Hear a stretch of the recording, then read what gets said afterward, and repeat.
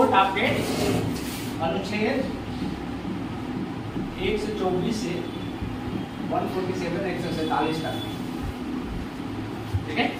Supreme court 124 से लेकर 147 तक।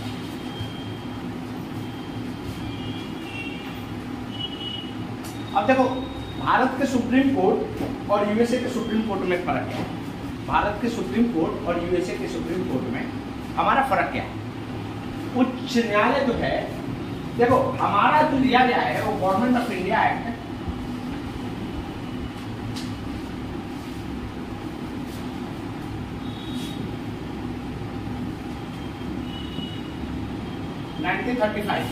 1935 से, समझ में आया। 1935 का अधिनियम से हमारा एक्चुअल जो आज का जुडिशरी है, ये जुडिशरी 1935 का अधिनियम से आया, भारत सरकार अधिनियम 1935, ठीक है। अब देखो जो यूएसए के सुप्रीम कोर्ट है और हमारा भारत के सुप्रीम कोर्ट है इंडिया का, फर्क क्या है। देखो वहां के सुप्रीम जो कोर्ट है ना, जो वहां पे कोर्ट है, कोर्ट की बात हो रही है, ठीक है ना। जो वहां पे कोर्ट है वो फेडरल कोर्ट बोला जाता है। फेडरल, फेडरल का मतलब होता है संघीय ढांचा में है ये, संघीय। और संघीय ढांचा का मतलब क्या होता है, केंद्र के मामले को सुप्रीम कोर्ट देखेगा और स्टेट को मामले को कौन देगा, हाई कोर्ट देखेगा वहां पे, ठीक है ना। जो केंद्र के मामले हैं वहां पर उसका सुप्रीम कोर्ट देखेगा, और जो लोअर मामले हैं, जो स्टेट के मामले हैं, वो वहां के लोअर कोर्ट देखेगा, हाई कोर्ट। लेकिन भारत में क्या है, इंटीग्रेटेड बोला जाता है, इंटीग्रेटेड बोला जाता है। मतलब सुप्रीम कोर्ट, हाई कोर्ट, और हाई कोर्ट के अंदर आपको देखने को मिलेगा बहुत सारी जुडिशरी, अंदर जितने भी नीचे लोअर लेवल की जितने भी आपके कोर्ट है वो हाई कोर्ट के अधीन आते हैं। उसका जो है ना गार्जियन वो हाई कोर्ट होता है। जो हाई कोर्ट से नीचे जितने भी आपके कोर्ट हैं उसका जो गार्जियन है, ठीक है ना, वो गार्जियन कौन है, वो हाई कोर्ट है। तो इंटीग्रेटेड हो गया ना, यहाँ पर सब इसमें सम्मिलित है, इंटीग्रेशन मतलब सब मिली हैं, ठीक है ना। लेकिन सुप्रीम कोर्ट ज्यादा पावरफुल है, ये उच्च जुडिशरी है आपका, ठीक है ना। और सुप्रीम कोर्ट ही एक ऐसा है जिसका ओरिजिनल जुडिस्टिकेशन सुप्रीम कोर्ट के पास है। ओरिजिनल का मतलब ये होता है कि जब भी केंद्र और राज्य के मामले का होगा, जब भी लड़ाई केंद्र और राज्य के बीच में होगी, उसको सुलझाने का किसके पास शक्ति है, खाली सुप्रीम कोर्ट के पास ही शक्ति है। समझ में आया चीजें, ठीक है ना। तो 1935 भारत सरकार अधिनियम 1935 से हमारा एक्चुअल इंटीग्रेटेड जुडिशरी भारत में बना था, ठीक है ना। समझ में आया चीजें। अब देखो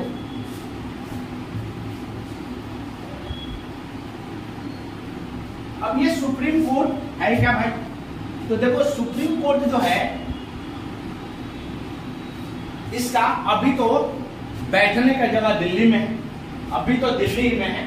लेकिन यदि दिल्ली के अलावा कहीं बैठने का जगह हुआ करा जाए, यदि मन में आए कि दिल्ली में बैठा नहीं, हम इसको कलकत्ता में बैठाते हैं, तो ये किसके पर निर्धारित करता है, सीजीआई पे, संसद नहीं, सीजीआई पे, चीफ जस्टिस ऑफ इंडिया का निर्णय होगा। ये पावरफुल निर्णय उनका होगा। आज के समय में कितने जज हैं इसके, टोटल 34 है सीजीआई को लेकर, सीजीआई को लेकर टोटल 34 जज हैं सुप्रीम कोर्ट में, ठीक है। तो 34 जजों से मिलकर बना है आपके सुप्रीम कोर्ट, ठीक है ना। इसके अपॉइंटमेंट, अब देखो सुप्रीम कोर्ट के जज बनने का क्या नियम है। तो पहले वो भारत के नागरिक होना जरूरी है, भारत का नागरिक होना जरूरी है। पहला तो वो भारत का नागरिक होना चाहिए, ठीक है ना।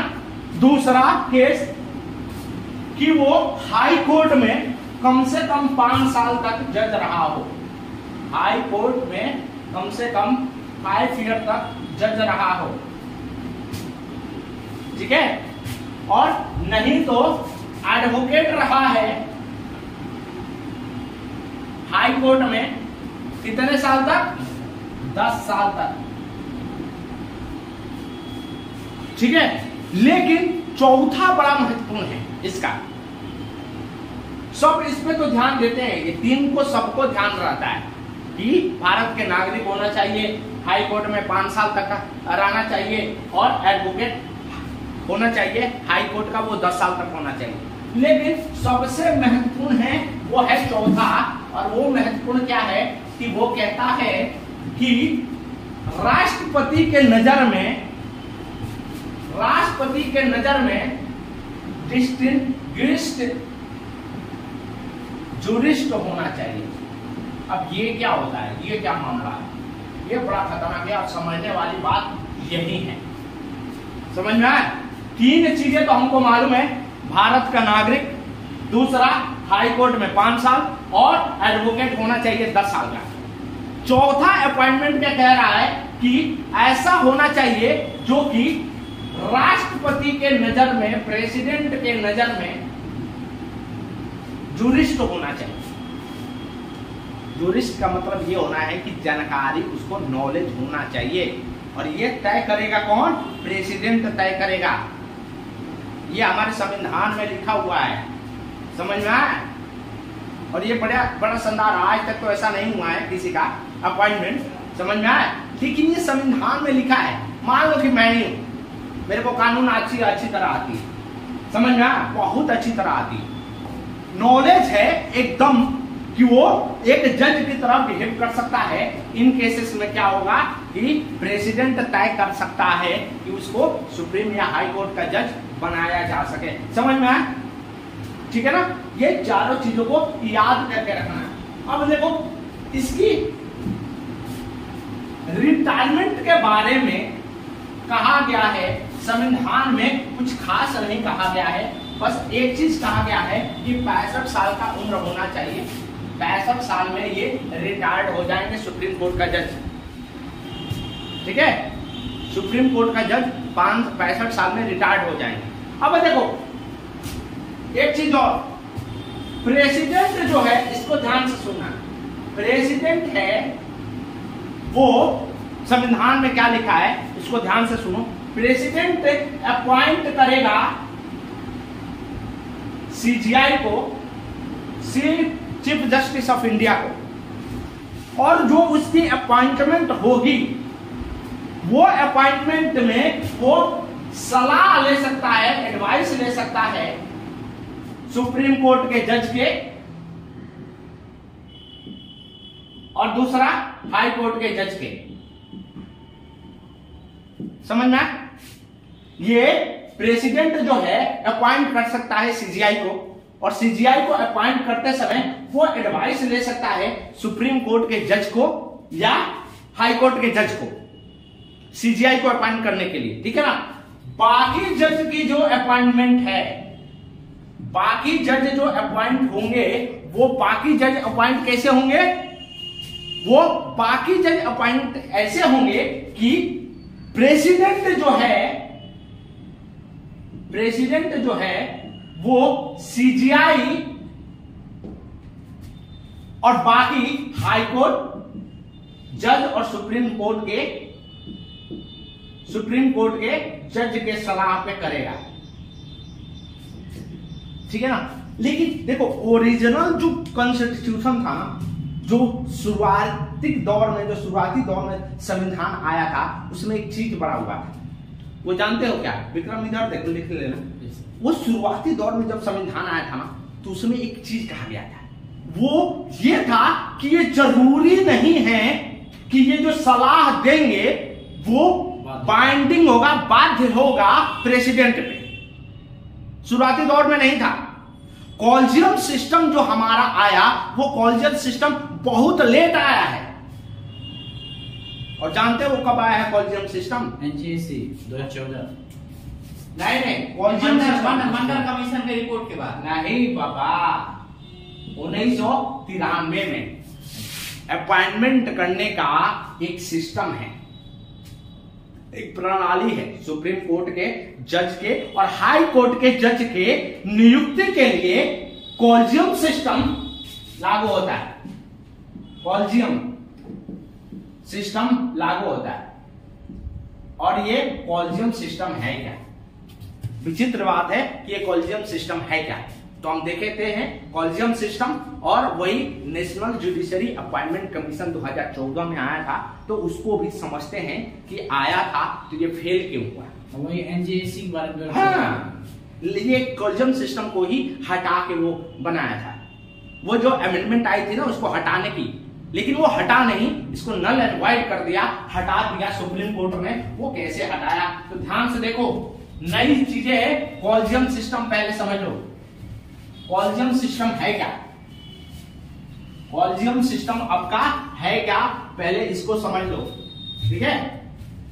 1993 में आया था collegium system, collegium system, collegium system, ठीक है ना। ये 1993 में आया था। लेकिन जब इसको हम पढ़ेंगे तो हमको जानना ये जरूरी है।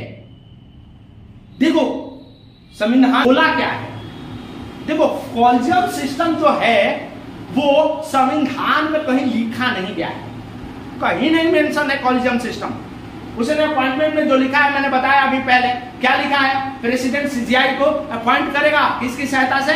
एडवाइस लेगा, वो किसकी जरूरत पड़ेगी तब एडवाइस लेगा। डिम नेसेसरी बोला है उसमें, जब जरूरत पड़ेगी तो एडवाइस लेगा सुप्रीम कोर्ट के जज को या हाई कोर्ट के जज को।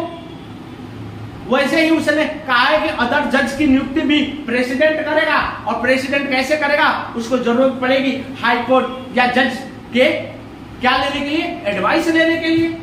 समझ में आया? अब देखो कहानी, 1993 कॉलेजियम सिस्टम जो आया, ये कॉलेजियम सिस्टम जो था ना, ये जुडिशियरी का, खुद सुप्रीम कोर्ट का बनाया हुआ सिस्टम है। संविधान ने इसको नहीं बनाया है, किसने बनाया है? खुद सुप्रीम कोर्ट ने। तो इससे पहले केस स्टडी पढ़ेंगे, केस स्टडी पढ़ेंगे तो 3 केस स्टडी है इसका। फर्स्ट जज केस 1981, दूसरा सेकेंड जज केस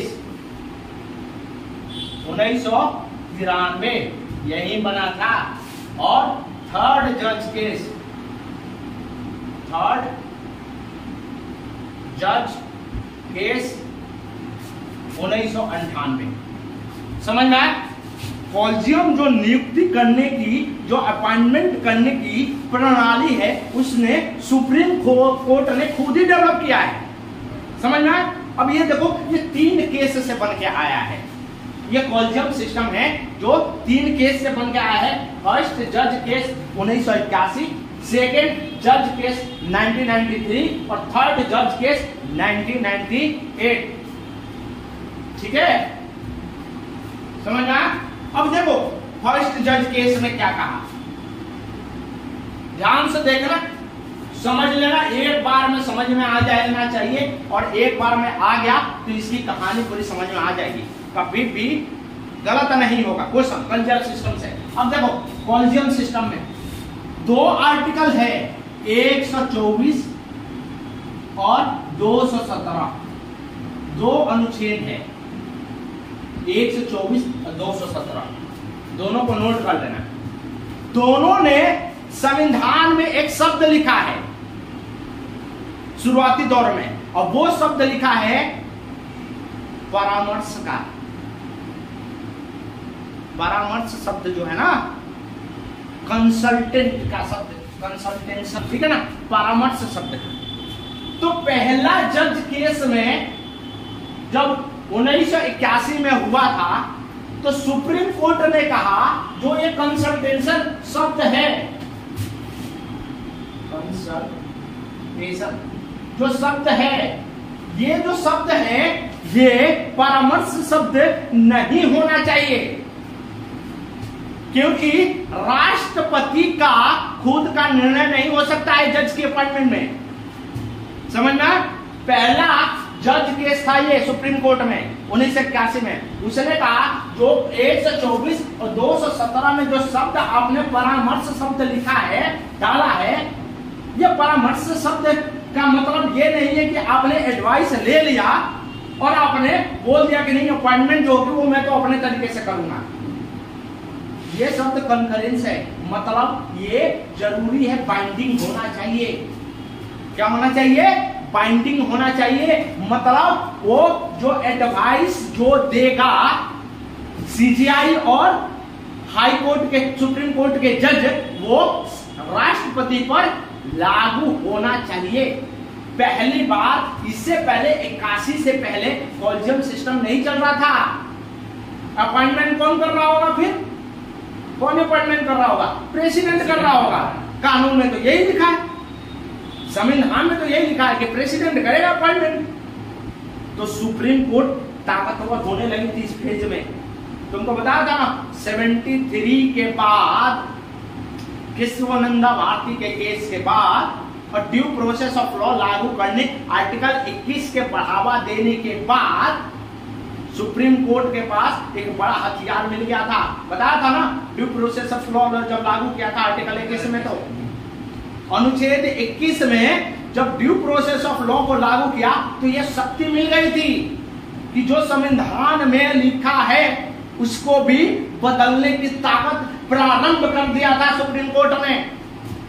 और यही प्रारंभ जाके 93 में खत्म होता है और सुप्रीम कोर्ट जजमेंट देती है। और ये जजमेंट क्या था कि जो आपका एक सिस्टम बनेगा अपॉइंटमेंट का, और वो होगा कॉलेजियम सिस्टम, और इसमें एक सीजीआई होगा और 2 सीनियर जज होंगे। पहली बार 2 सीनियर जज और सीजीआई का नाम आया था 93 में। कॉलेजियम सिस्टम बन गई थी 93, सेकेंड जज केस 1993 के बाद। समझ आया चीजें? अब देखो अगला जो जजमेंट आया 1998 में, इसने कॉलेजियम सिस्टम को इंप्रूव किया और इसने कहा कि अब 2 सीनियर जज नहीं होंगे, अब क्या होंगे? एक सीजीआई होगा और 4 जज होंगे, 4 सीनियर जज होंगे।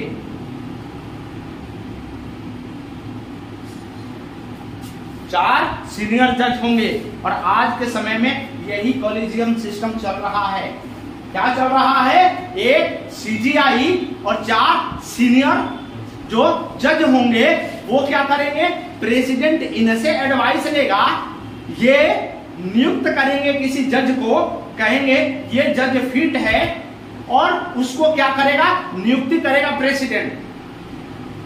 और प्रेसिडेंट तो अकेले कर नहीं सकता ना भाई, प्रेसिडेंट किसके सलाह पे काम करता है? बताओ। अरे यार, प्रेसिडेंट अकेले काम नहीं, वो तो जज के अपॉइंटमेंट की बात है, लेकिन प्रेसिडेंट अकेले काम करता है क्या? हाँ, आर्टिकल अनुच्छेद 74 भाई वो करेगा प्रधानमंत्री और काउंसिल ऑफ मिनिस्टर। प्रधानमंत्री अकेले नहीं, काउंसिल मंत्री परिषद के सलाह पे, मतलब जो भी होगा वो तो सरकार करेगी। अच्छा एक बात बताओ, एक चीज है बहुत लॉजिक समझने वाला।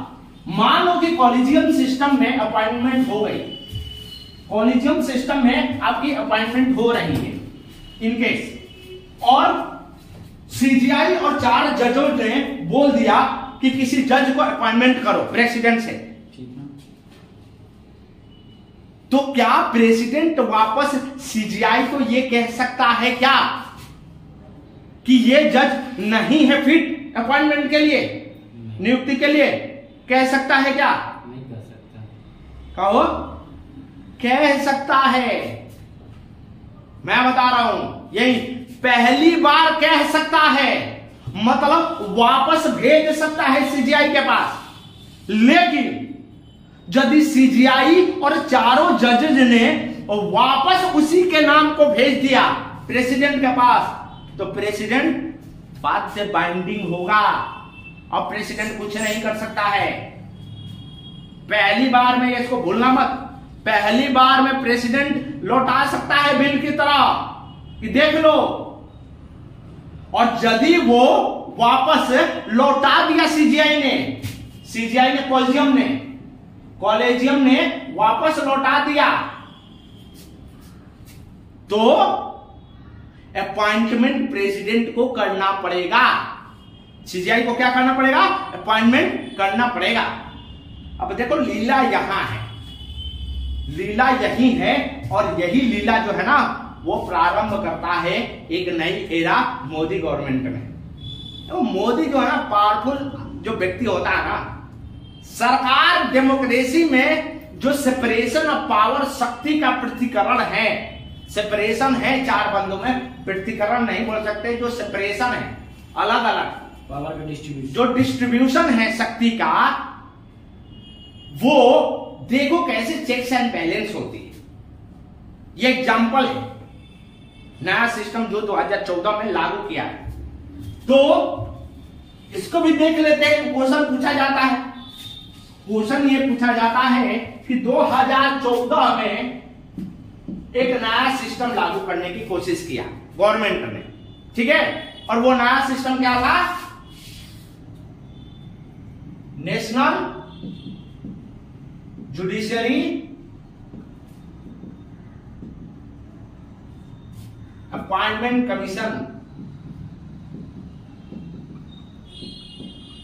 कमीशन। सुप्रीम कोर्ट ने तो क्या कहो, अब बताओ मेरे को, बताओ मेंस एनजीएसी के लाने के लिए क्या कारण हो सकता है? क्या आपके दिमाग में क्या आ रहा है कि क्या कारण हो सकता है? हमको लग रहा है तो मैंने जो बोला था कॉलेजियम सिस्टम की प्रॉब्लम क्या थी कि सीजीआई और जज ही खाली उपस्थित है। तो सरकार चाह रही थी कि भाई अपॉइंटमेंट का प्रेसिडेंट का खाली सलाह ही लोगे क्या? प्रेसिडेंट को बोल दोगे अपने बंदे से, अपने मालिक से, ये भाई ये ले लो और बैठा लो और इसी को अपॉइंट कर दो। पहली बार में भेजा, तुमने बोल दिया कि नहीं मैं तो नहीं मानने वाला, मैं तो बैठाऊंगा उसको, तो तुमने फिर वापस प्रेसिडेंट को भेजा और वो बाइंडिंग हो गया प्रेसिडेंट पे। और भाई आगे क्या?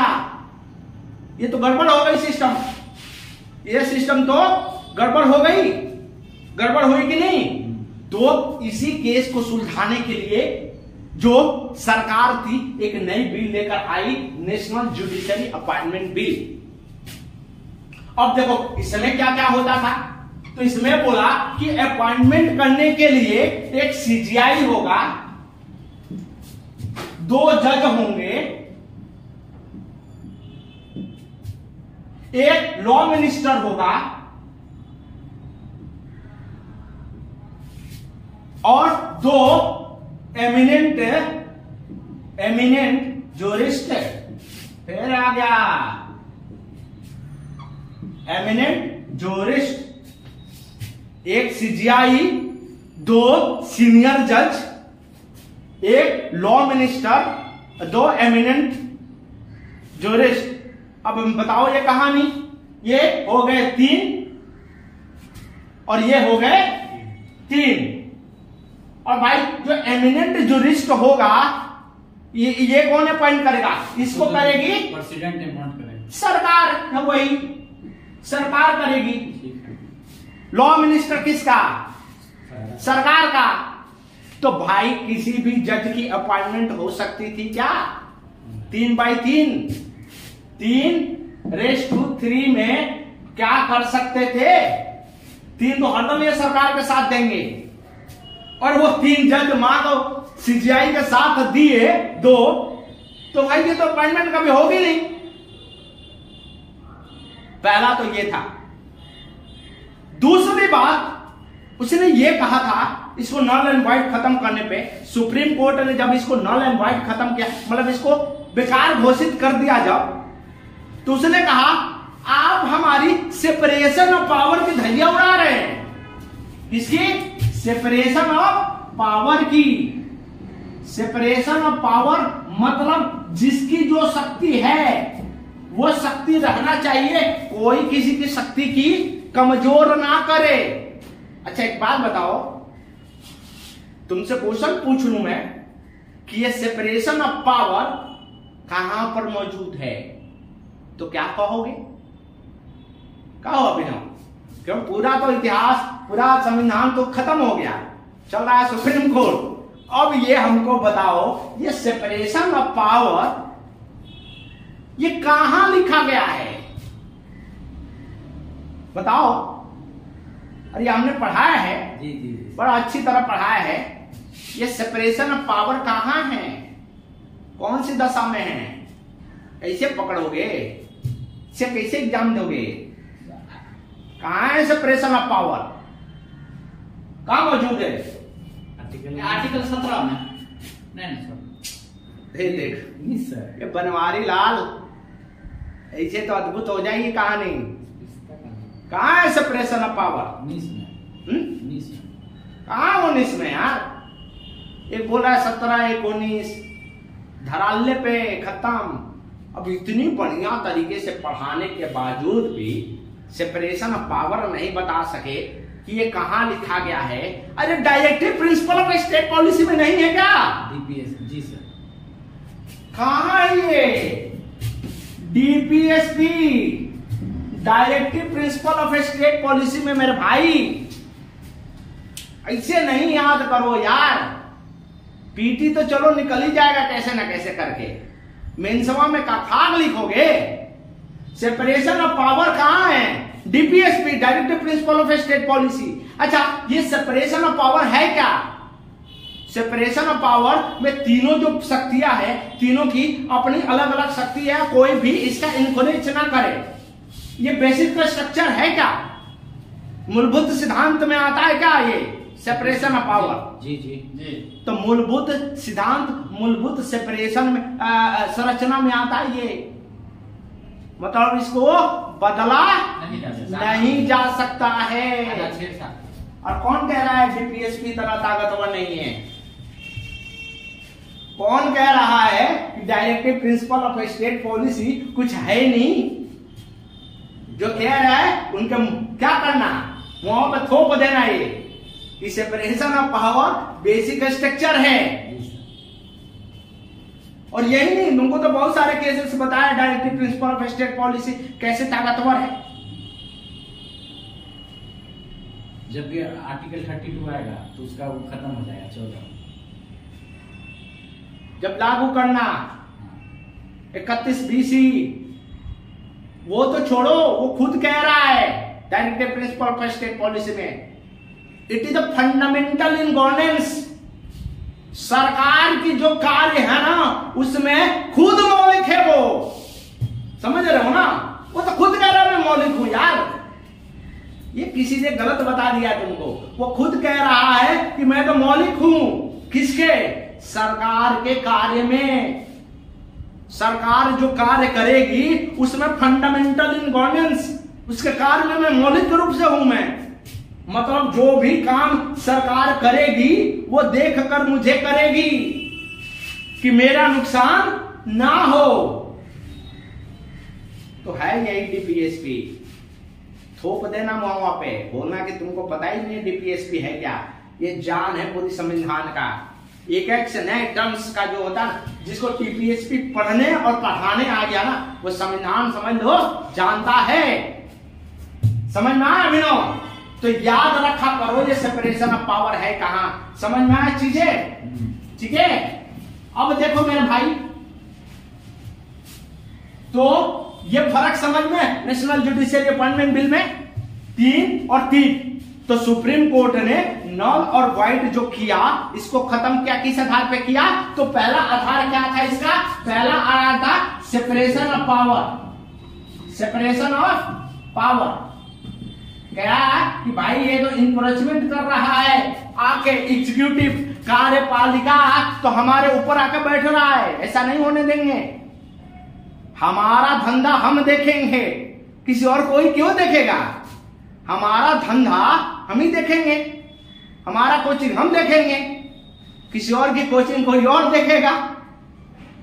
समझ में आया? वैसे ही सेपरेशन ऑफ पावर, इसने कहा बेसिक स्ट्रक्चर है, और जब भी इसका मामला आएगा वो क्या होगा?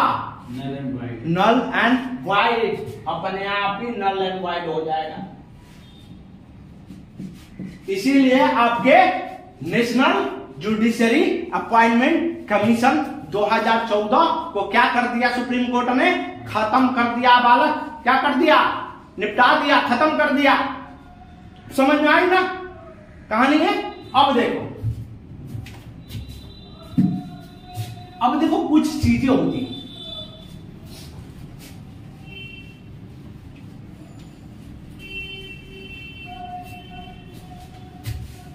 अच्छा एक चीज बताओ, एक चीज और क्वेश्चन तुम लोगों से पूछना, इतना पढ़े होंगे। सीजीआई तो है, सीजीआई पहला तो दो क्वेश्चन है। एक तो सीजीआई की अपॉइंटमेंट होती है तो क्या इसमें कॉलेजियम प्रोसेस होता है क्या? मैं चाह रहा हूं ना कि कंफ्यूजन ना हो। मेरा कहने का मतलब एकदम समझ लो कि कंफ्यूजन से दूर रहो। हाँ सर, हमारा मेन मकसद है, क्योंकि आधा अधूरा मैं पढ़ा के छोड़ दूं और फिर पूरी बातें ना पे बहस ना करे तो कोई मतलब नहीं है। अच्छा एक बात बताओ, कॉलेजियम सिस्टम सीजीआई के अपॉइंटमेंट के लिए होता है क्या? होता है सर। कहो हाँ होता है। कहाँ होता है? ऐसे जज अपॉइंटमेंट तो हो ही गई इसकी। अरे सीजीआई कौन बनेगा? सीजीआई सुप्रीम कोर्ट का जज ही तो बनेगा। एज ए जज इसकी अपॉइंटमेंट तो कॉलेजियम सिस्टम से हो ही गई, तब सीजीआई की अपॉइंटमेंट कैसे होगी? फिर वापस करोगे क्या कॉलेजियम सिस्टम से? अरे नहीं होता भाई, भारत में प्रोसेस चलता है। कॉलेजियम सीजीआई बनेगा, जो सीनियर मोस्ट होगा, सीनियर मोस्ट जज को ही तो बना, सीनियर मोस्ट जज होगा वो क्या बनेगा? सीजीआई बनेगा। तो अभी जो डीवाई चंद्रचूड़ है, इसके पहले वो सुप्रीम कोर्ट का जज रहा। जी भाई, तो जज ने और कौन रहेगा? डीवाई चंद्रचूड़। कौन सा है? चंद्रचूड़। कौन सा सीजीआई है भारत का? कौन से नंबर पे? 50वां। क्या करोगे कैसे? इसके पिताजी भी तो सीजीआई। हाँ, इसके पिताजी भी थे, वाईडी चंद्रचूड़। ये सब बाप बेटे दोनों, ये सब कहना नहीं चाहिए, कंटेम्प्ट ऑफ कोर्ट हो जाएगा, लेकिन मामला तो वही है भाई। नहीं दे सकते हम इतनी ज्ञान, अंदर की बातें। कंटेम्प्ट ऑफ कोर्ट हो जाएगा। और कंटेम्प्ट ऑफ कोर्ट कहां है? 129 में। नहीं कह सकते हम। इनका अपॉइंटमेंट का धूरी कॉलेजियम सिस्टम के अलावा और क्या क्या चीजें हैं नहीं कह सकते, क्योंकि कंटेम्प्ट ऑफ कोर्ट हो जाएगा। ये शॉर्ट वीडियो के लिए देखते रहो, समझ में आए? तो हम नहीं कह सकते, इसीलिए डीवाई चंद्रचूड़ जो है वो 50वां सीजीआई है हमारा। अच्छा ठीक है, एक क्वेश्चन तो ये पूछ दिया। दूसरा क्वेश्चन मैं पूछ रहा हूं। दूसरा क्वेश्चन ये है कि भाई जी ये बताओ हमको कि हाईकोर्ट के जज की अपॉइंटमेंट क्या कॉलेजियम प्रोसेस से होता है? तब आज क्लियर है, आज के बाद तुम्हारा मतलब अभी छूटेगा नहीं। खाली तुम सोचो, मैं सोचवाऊंगा।